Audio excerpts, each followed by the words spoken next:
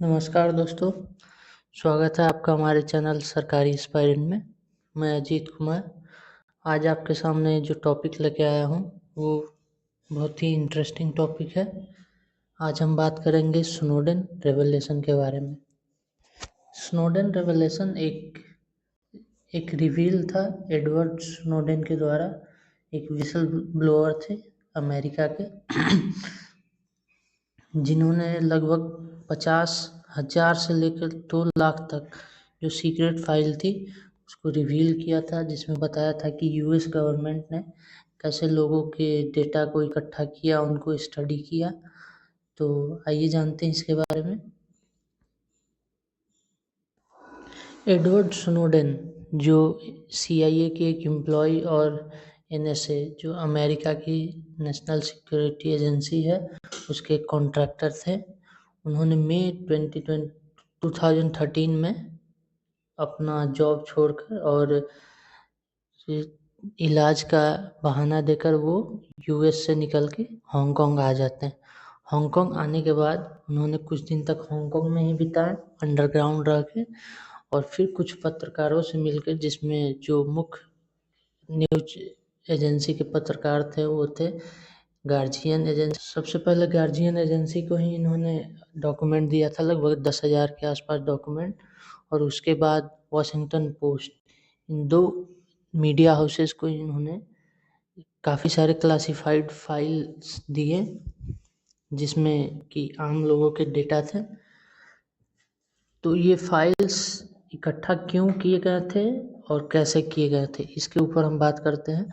ये एक प्रोग्राम था, यहाँ पे देख सकते हैं prism program, PRISM program, prism program, जो कि अमेरिका की नेशनल सिक्योरिटी एजेंसी NSA और ब्रिटेन की एक प्राइवेट ईवड्रॉपिंग एजेंसी है जो कि लोगों का डेटा इकट्ठा करती है छुप छुप के, GCHQ, इन दोनों ने मिलकर एक प्रोग्राम शुरू किया था, प्रिज्म प्रोग्राम। उस प्रोग्राम के तहत इन्होंने काफ़ी डेटा लोगों के कलेक्ट किए और उस पे स्टडी की, रिसर्च किया, एनालिसिस किया, ये सब कुछ हुआ।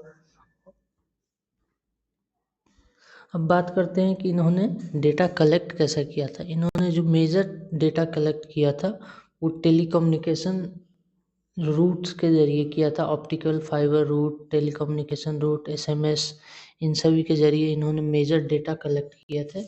और जब ये डॉक्यूमेंट रिलीज़ हुआ उसमें एक बात ये भी सामने आया कि अमेरिका की कोर्ट ने एक सीक्रेट ऑर्डर के थ्रू, जो अमेरिका की एक बड़ी टेलीकॉम कंपनी है वेराइजन, उसको इन्होंने ऑर्डर दिए थे कि आप डेली बेसिस पे आपके जितने भी कॉल्स जा रहे हैं, SMS जा रहे हैं, उन सभी के डेटा आप NSA को दो, नेशनल सिक्योरिटी एजेंसी को आप दोगे डेली बेसिस पे।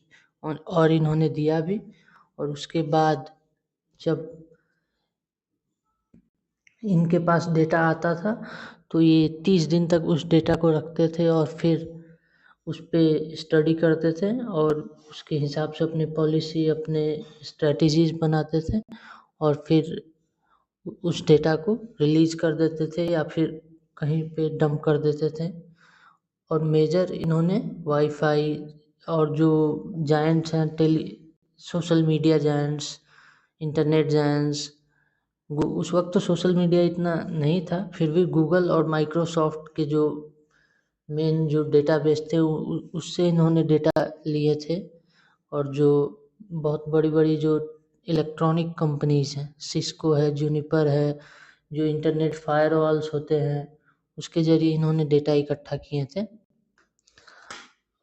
और इसका इफ़ेक्ट अगर हम इंडिया पे देखें तो इंडिया पे भी इन्होंने काफ़ी सर्विलेंस बनाया हुआ था। इंडिया के कई एम्बेसीज पे भी बनाए हुए थे इन्होंने सर्विलेंस, और इंडिया के जो स्पेस प्रोग्राम्स होते हैं ये सब पे भी बनाए हुए हैं। जैसे आपको 2 मिसाइल हैं इंडिया की, सगारिका और धनुष, जिसके टेस्ट, जो फर्स्ट टेस्ट हुए वो 4-5 साल बाद हुए, पर इनको 2005 में ही पता चल गया था कि इंडिया एक न्यूक्लियर ट्रायड मिशन पे काम कर रहा है। और ये इसमें ये भी बताया जाता है कि थोड़ा बहुत पाकिस्तान का भी इन्वॉल्वमेंट था ये जो प्रिज्म प्रोग्राम था उसमें।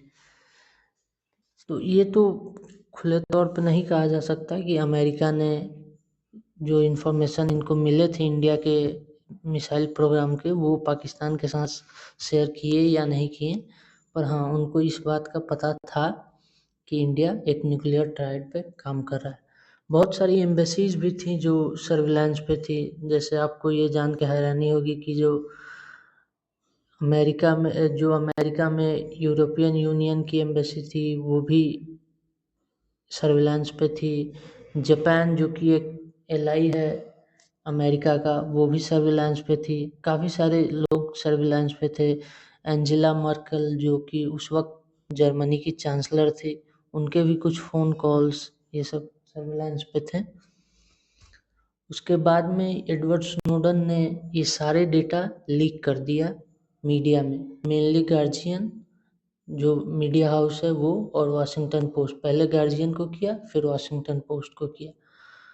अब इस पे जो अमेरिकन्स हैं उनका काफ़ी मिक्स्ड ओपिनियन रहता है। जैसे कि ज़्यादातर लोग जो है उसको अपोज ही करते हैं एडवर्ड स्नोडेन को, और बहुत कम लोग हैं जो उसको बैक करते हैं।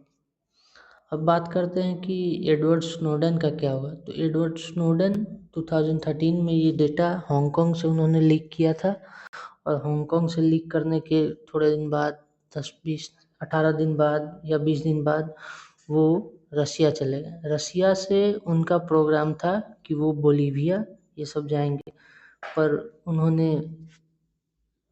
उन्होंने बोलीविया नहीं गए वो किसी कारण से। और उन्होंने 21 कंट्रीज़ में उन्होंने पॉलिटिकल असाइलम के लिए अप्लाई किया, पर सभी ने कुछ कुछ रीज़न दिए, और फाइनली रसिया ने उनको सितंबर में एक परमानेंट रेसिडेंशिप ग्रांट कर दी। और फिर 2013 से लेकर 2020-22 तक वो परमानेंट रेसिडेंशिप पे ही रहे। और 2022 में जो पुतिन राष्ट्रपति हैं अमेरिका के, उन्होंने एडवर्ड स्नोडेन को सिटीजनशिप बना दिया रशिया का, और वो फिर एक रशियन लेडी से ही शादी करके, और अभी वो रशिया में है। तो थैंक यू दोस्तों, आज के लिए बस इतना ही वीडियो है आज का।